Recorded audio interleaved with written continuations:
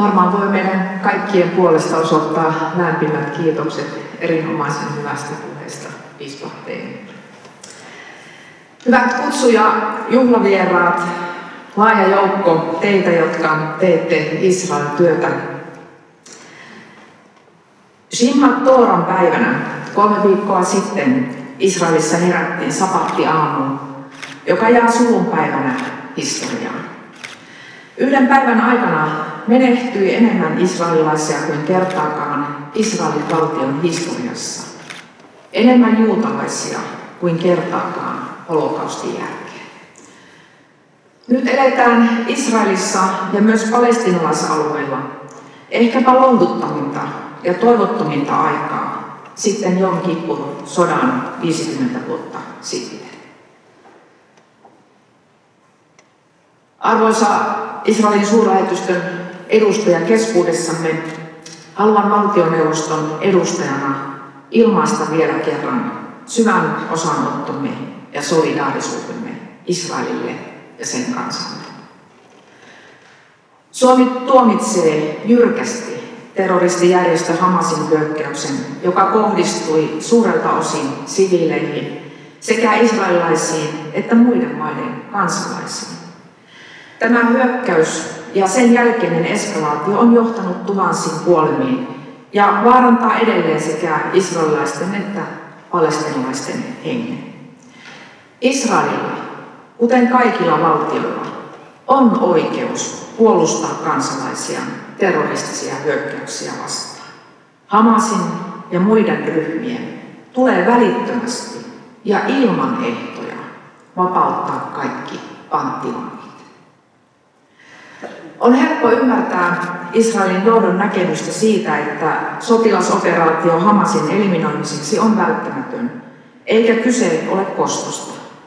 Gazassa tavalliset ihmiset ovat joutuneet vedetyksi etulinjaan, sillä Hamas ampuu raketteja tiheästi asutulta alueelta, joiden asukkaiden on vaikea paeta terroristien pyrkiessä käyttämään heitä sulutta ihmiskilpinä. Israelin Hamasin vastaisissa iskuissa on jo tuhansia uhreja. Turvallisuus ja humanitaarinen apu kuuluu kaikille hädässä oleville siviileille. On tärkeää, että Gazan alueen siviilien erittäin vaikeaa tilannetta voidaan helpottaa ja että apua on saatava alueelle kiireellisesti. Hyvät kuulijat, mietitäänpä hetkinen, missä sinä olit silloin, kun kuulit 9/11? Tai silloin, kun VCT-tornit romahtivat New Yorkissa. Mitä ajattelit 24.2.2022, kun kuulit, että Venäjä oli aloittanut suurhyökkäyksen Ukrainaan? Näitä meiltä on kysytty niistä päivistä, jotka ovat muuttaneet lähihistorian kulkua. Mutta mitä sinä ajattelit, kun kuulit tuhansien rakettien ja satojen terroristien iskusta Israeliin 7. lokakuuta 2023? Tunnustan, että en aivan heti ymmärtänyt, kuinka laajasta operaatiosta oli kyse. Varsinkin ensikommentteja lukiessa näytti siltä, että eivät sitä ymmärtäneet myöskään medioiden toimittajat eivätkä kommentaattorit. Moni poliitikko tuomitsi kyllä Hamasin hyökkäyksen rinta rinnan, mutta aivan niin kuin piispa Teemu sanoi, monen kannanoton perässä oli heti se kuuluisa mutta. Kliseineen, jotka kääntävät itse asiassa syyttävän sormen kohti Israelia. Päällimmäisinä mielissä ovat kysymykset, miten tämä oli mahdollista, miksi näin tapahtui ja mitä tästä seuraa. Miten kysymykseen tuskin saamme selkeitä vastauksia. Israelin valtio tekee omat selvityksensä siitä, miten näin laaja yllätyshyökkäys pääsi tapahtumaan. Mutta selviääkö koskaan, mikä on ollut Hamasin kansainvälisten kumppaneiden osuus ja mitä valtioita niiden joukossa on ollut? Sota Lähi-idässä, se on kuin lahja Putinille ja Iranille. Näin arvioitiin hyvin pian jo hyökkäyksen jälkeen. Paljon puhuvaa on, että viime torstaina Venäjän ulkoministeriö kertoi, että Hamasin valtuuskunta vieraili Moskovassa samaan aikaan Iranin varaulkoministerin kanssa. Onko oltu sinisilmäisiä? Onko liiaksi uskottu siihen, että yhteistyön lisääminen helpottaisi tilannetta? Varmasti, etenkin Euroopassa.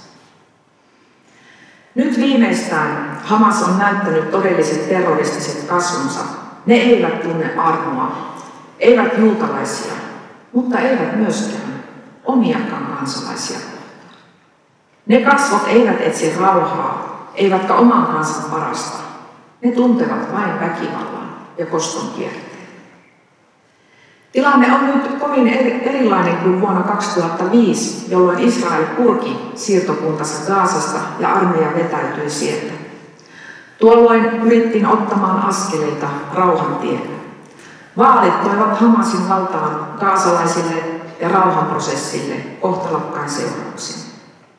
Hamasin väkivaltainen toiminta ja hallinto on vaikuttanut siihen, miten suuressa köyhyydessä ja eristyksessä alueen väestö on elänyt. Viime kuukausina kulki Gazasta Israelin puolelle lähes 20 000 ihmistä töissä.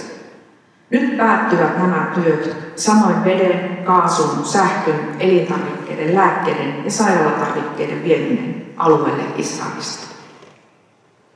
Israelin tavoite tuhota Hamas voi onnistua järjestörakenteen ja valmiuksien osalta, mutta sitä syvää vihaa, josta tuo terrorismi kumpuaa, ei viime kädessä voi voittaa armeijan. Vihan maaperä tuottaa aina lisää vihaa, tuskaa ja surua. Kun me kohtaamme kärsimystä ja julmuutta, monen mieleen nousee perimmäiset miksi-kysymykset, ja niihin vastaaminen on vaikeaa. Miksi Jumala sallii tämän? Miksi viattomat ihmiset joutuvat kärsimään? Silloin kun me kysymme perimmäisiä kysymyksiä, kannattaa vastauksiakin etsiä perimmäisiltä lähteiltä. Raamatun alkulehdiltä, sieltä alkukertomuksesta, me luemme Jumalan lupauksen langenneelle ihmisparille. Vielä kerran on tuleva hän, joka polkee rikki käärmeen päälle. Juutalaisen kansan erityinen tehtävä on tuoda lunastuksen sanoma ja lunastaja koko maailmalle. Sieltä löytyvät perimmäiset syyt. Hyvät kuulijat, mikä on terroristijärjestön logiikka, kun kärsimyksen kohteena ovat väistämättä myös oman kansan jäsenet? Tähän miksi-kysymykseen löytyy monenlaisia vastauksia, jotka ovat varsin erilaisia vastaajan ajatusmaailmasta ja uutislähteestä riippuen.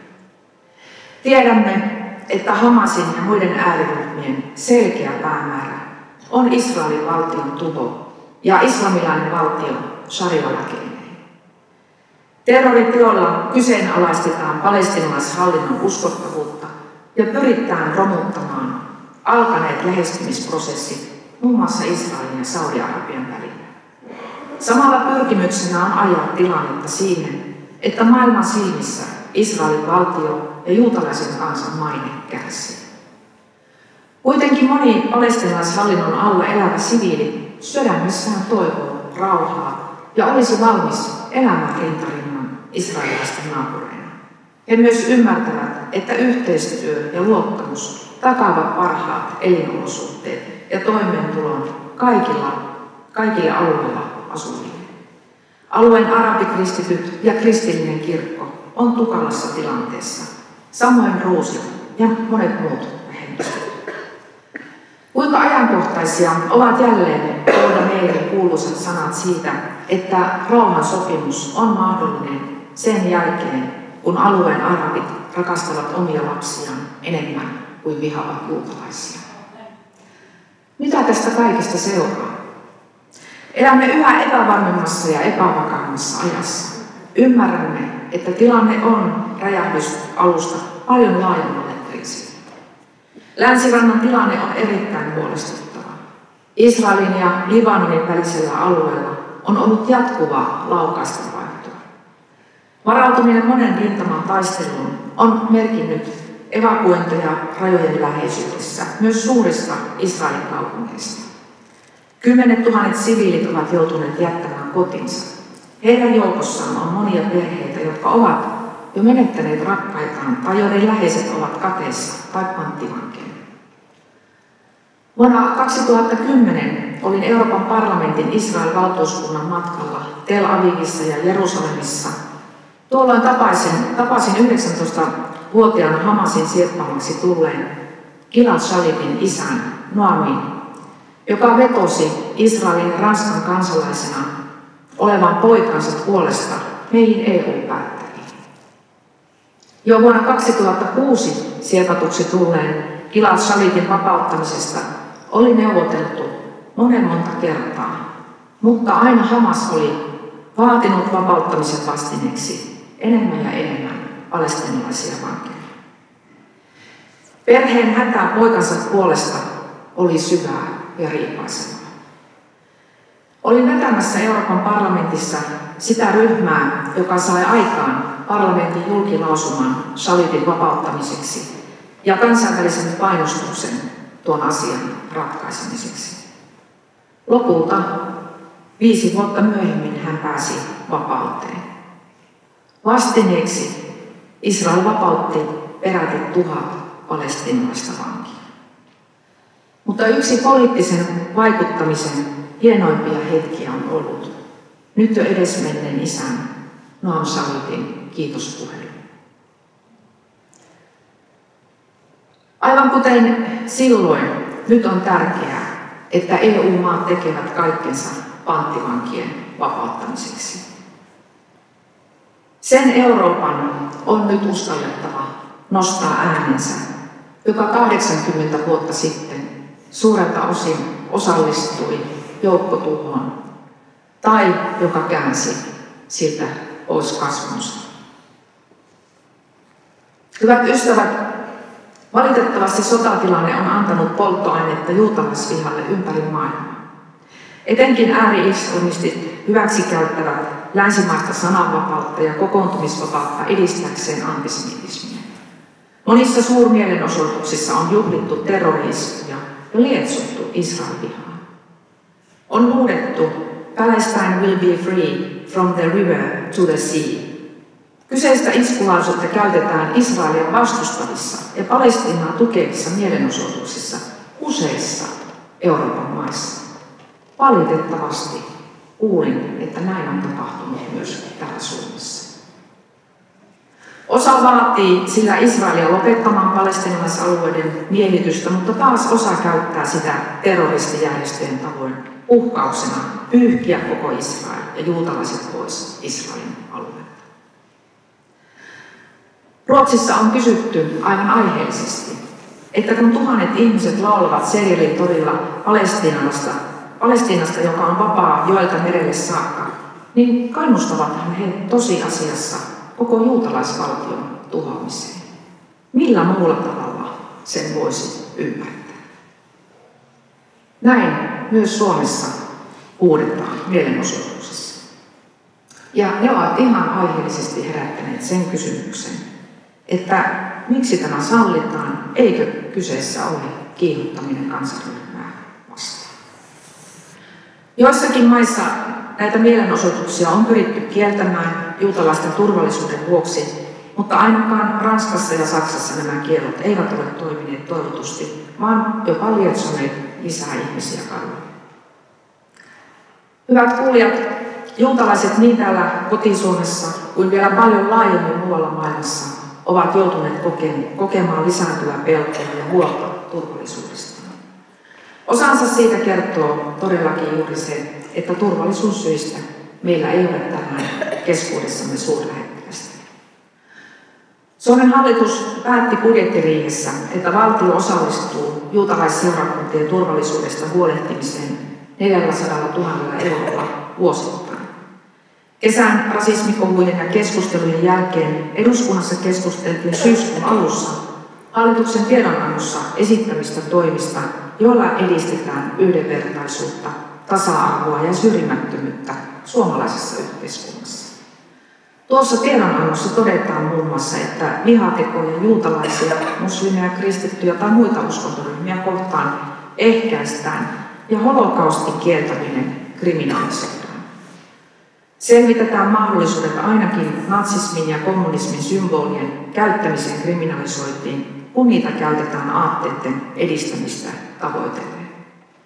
Vainojen uhrien muistopäivää aletaan myös Suomessa viettämään kansainvälisen käytännön mukaisesti, eli holokaustin uhrien muistopäivänä. Suomi on sitoutunut EU:n antisemitismin vastaiseen strategiaan, joka on osa laajempaa pyrkimystä edistää ihmisoikeuksia, suvaitsevaisuutta Euroopassa. Sen tavoitteena on vahvistaa juutalaisten yhteisön asemaa Euroopassa ja torjua antisemitismia kaikissa sen muodoissa. Strategiassa on useita hyviä ja tärkeitä tavoitteita. Siinä korostetaan tarvetta lisätä tietoisuutta juutalaisesta kulttuurista, historiasta ja holokaustista. Koululaitoksia kannustetaan sisällyttämään nämä aineet opetussuunnitelmiin. Holokaustin muistamisen tärkeyttä ja sen merkitystä antisemitismin torjunnassa korostetaan. Juutalaisyhteisöjen turvallisuutta halutaan lisätä. Antisemitismia koskevaa lainsäädäntöä ja rangaistuksia pyritään vahvistamaan. Antisemitismin seurantaa ja raportointia halutaan lisätä. Antisemitismiin liittyvää vihapuhetta ja salaliittoteorioita vastaan toimiminen sosiaalisessa mediassa ja muissa viestintäkanavissa on osa tätä strategiaa. Antisemitismillä eikä rasismilla ei saa olla mitään sijaa Suomessa, ei missään muodossa. Päättäjien on näytettävä esimerkkiä turvallisen ja yhdenvertaisen yhteiskunnan rakentamisessa, ja koko yhteiskunnan panosta tässä tarvitaan. Suomi haluaa olla niiden valtioiden joukossa, jotka EU:n yhteisen ulko- ja turvallisuuspolitiikan ohella haluavat ylläpitää ja rakentaa tiiviitä yhteyksiä Israeliin monella eri tasolla ja tavalla, niin valtioiden ja elinkeinoelämän kuin tiedeyhteisöjen ja kansalaisyhteiskunnankin kautta. Hyvät ystävät, me elämme monella tavalla pimeää ja rauhatonta aikaa. Tilanne Lähi-idässä saa helposti tuntemaan toivottomuutta. Mistä löytyisi ratkaisu, mistä rauha, mistä rakkaus? Tiedämme, että jokainen ihminen on luojan luoma. Olemme yhtä arvokkaita ja ainutlaatuisia. Jokainen meistä on myös rikkonut niitä lakeja, jotka on annettu, jotta voisimme elää rauhassa niin itsemme, lähimmäistemme kuin Jumalankin kanssa. Hebrean kielen sana shalom, rauha, merkitsee kokonaisvaltaista eheyttä ja sopusointua, paitsi ihmisen, niin myös Jumalan kanssa. Se tarkoittaa myös hyvinvointia ja terveyttä. Kaipaus rauhasta on vanhan testamentin keskeinen teema ja jokapäiväinen toive myös tämän päivän Lähi-idässä. Shalom tai shalom ovat yleisimpiä tervehdyksiä tuolla alueella. Ihmisen tulisi päästä rauhaan niin läheistensä kuin vihollistensakin kanssa. Profeetta Jesaja kääntää katseet pois ihmisten mahdollisuuksista tuoda rauhaa siihen, mitä Jumala voi. Jesajan kirjan 2. luvussa luvataan Messian ajasta. Hän Herra ratkaisee kansan heimojen riidat. Hän jakaa oikeutta kaikille kansoille. Niin taotaan miekat auran periksi ja keihäät vesureiksi. Yksikään kansa ei enää kohota miekkaa toista vastaan, eikä harjoittele sotataitoja. Toivo rauhasta Israelille on elänyt ja elää Jesajan ajoista lähtien. Sen toteutumista me pyydämme ja rukoilemme, ja haluamme myös omalla toiminnallamme olla edistämässä. Me toivomme ja haluamme rukouksissa pyytää niin Israelin kuin myös palestiinalaisten ja heidän naapureittensa päätöksentekijöille viisautta ja vilpittömyyttä etsiä yhteyttä ja ratkaisua alueelle ja pääsyä pois väkivallasta. Haluamme pyytää myös kansainväliselle yhteisölle ajatuksia, ehdotuksia, jotka rakentavat ja vievät tietä eteenpäin ja näkevät myöskin alueen ihmisten hädän ja tarpeen. Tunnemme suurta myötätuntoa sodan kaikkia viattomia uhreja kohtaan. Luvussa 9 profeetta ennustaa. Kansa, joka pimeydessä vaeltaa, näkee suuren valon. Niille, jotka asuvat kuoleman varjon maassa, loistaa kirkkaus. Sinä teet runsaaksi riemun, annat suuren ilon. He iloitsevat sinun edessäsi niin kuin elonkorjuun aikana iloittaa, niin kuin saaliinjaossa riemuitaan. Ikeen, joka painaa heidän hartioitaan, valjaat, jotka painavat olkapäitä, ja heidän käskiensä sauvan sinä murskaat, niin kuin murskasit Midianin vallan.